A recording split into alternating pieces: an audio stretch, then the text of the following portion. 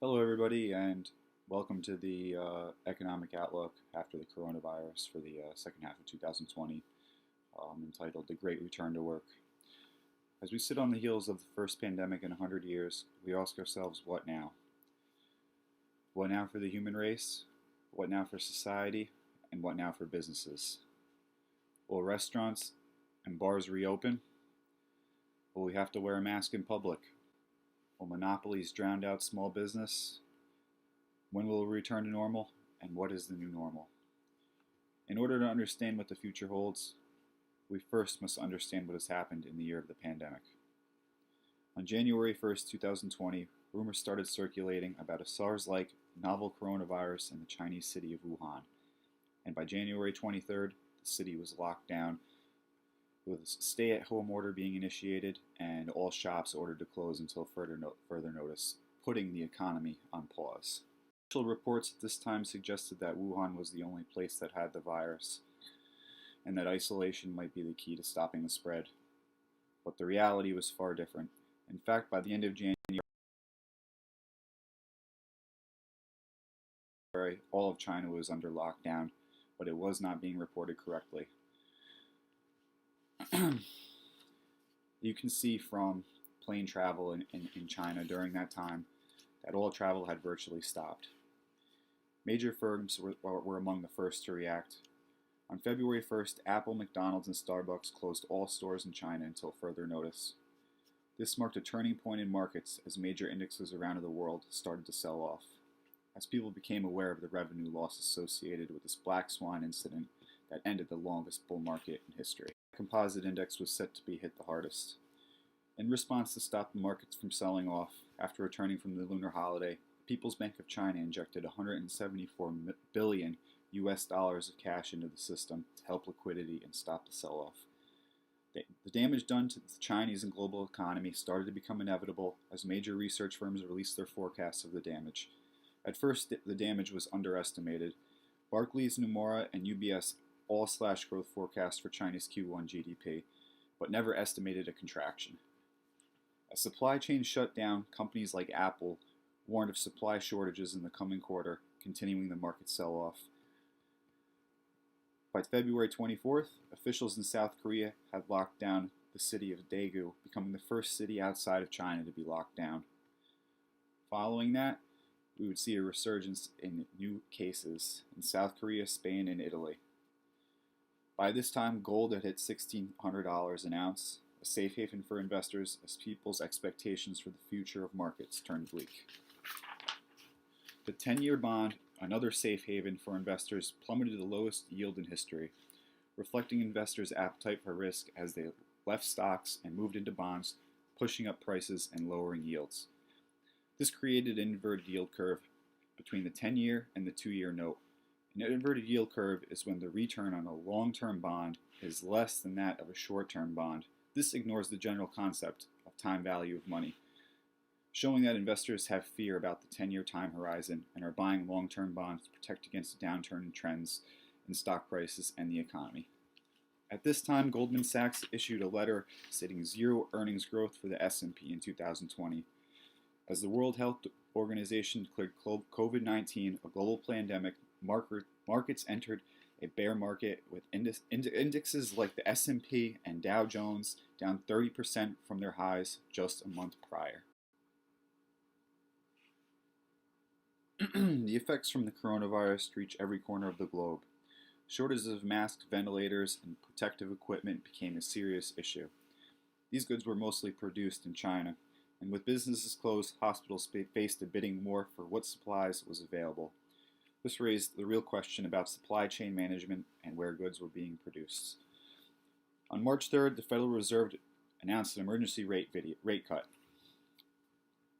The last time the Fed issued an emergency rate cut was in 2008 financial crisis. The federal funds rate is the rate set by the Fed that sets the rate for the market on overnight loans to major banks to meet the reserve requirements. Lowering the rate makes the market more competitive and forces banks to lower rates on all loans to compete. It also allows for businesses to have a lower break-even cost as a result of the low interest payments. Finally, it creates a large number of loans because the lower interest rate creates a lower cost and allows for less profitable businesses to remain active. Volume surged and Robinhood, a proprietary trading platform, crashed on the surge of volume, preventing users on that platform from trading stocks.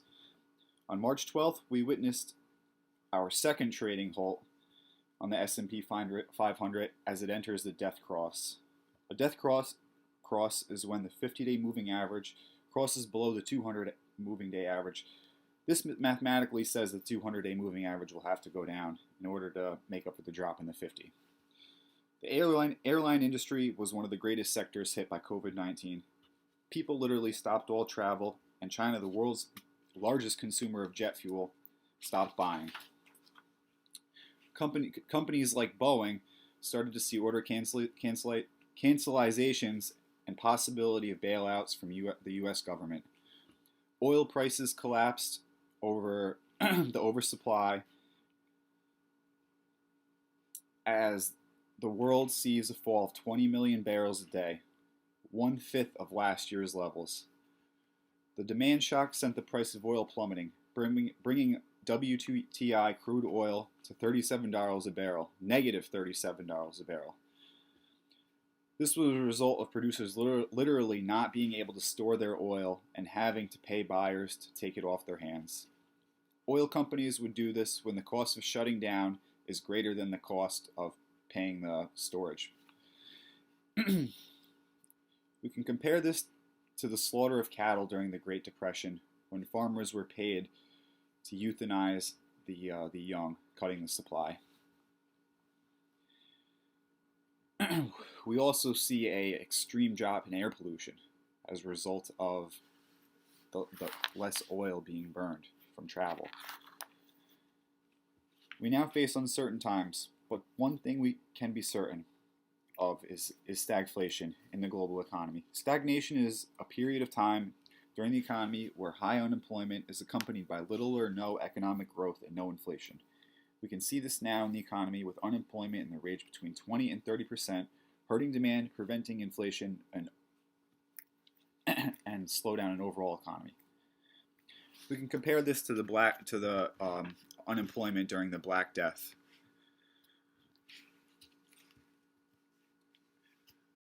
All right, we look forward to the recovery now. The recovery has started in China already, the epicenter of the outbreak, with the country reopening about a month ago in May. We've seen a lot of pent-up demand be released in the market with the reopening of Shanghai Disneyland and tickets being sold out immediately. Also, air travel started to resume relatively quickly, and we can see levels of pollution picking up on the mainland.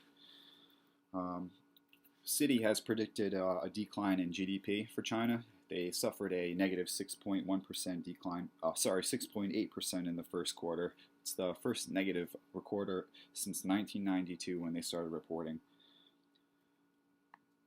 Governor Cuomo estimated a loss of tax revenue in New York between 10 and 15 million.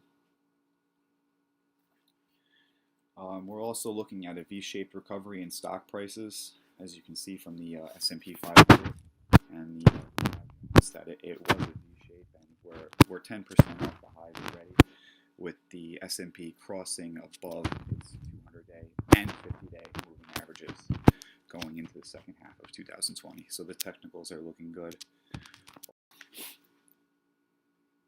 We're also going to see the future microeconomic outlook appear to be positive as people start returning to work.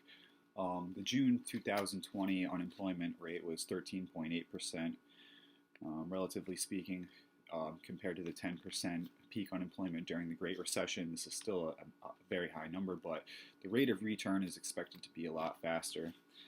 Um, we're going to see the stay-at-home economy affect productivity because people are less productive at home.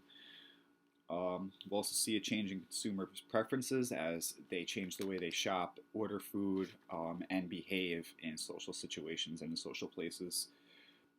We'll see the Federal Reserve keeping rates close to zero or around zero for the time being, at least until unemployment is back down to regular levels and inflation starts to pick up again.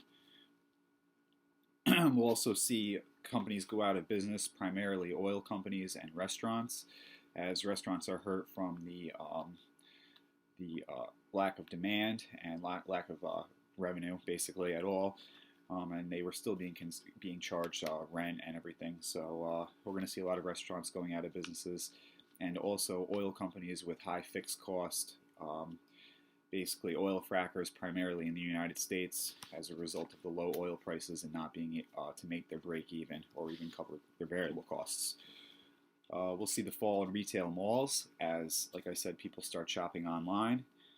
And a lot of this will depend on if there's a vaccine or not. If there's a vaccine, people will return to their normal social behaviors. But if not, social distancing is going to play a major effect in the future of the economy and people's behavior. So looking into the second half of 2020, we're going to stocks to recommend are stay-at-home stocks like Microsoft and Zoom, considering people will still be working from home and their business habits will shift onto those platforms. Also, social medias like Snapchat and Facebook, as people have spent more time on them over the past couple months, and they're going to use that as leverage to say that user growth has enhanced, and there's more opportunity for advertisers to add on. They're increasing the ad revenue. Also, the last stock that we're going to be looking at is Tesla, and that is because they're not just a car company, they're an energy storage and solar company. And as oil companies go out of business, it's going to isolate market power to those in other countries, primarily OPEC countries, and they have incentives to raise the price and reduce the supply, and this will overall help Tesla because people will have a greater utility and a better substitute than using oil for energy. Thanks. This is brought to you by Fortitude Investments, bringing you the weekly updates on financial, economic, and political markets and their effects on the world.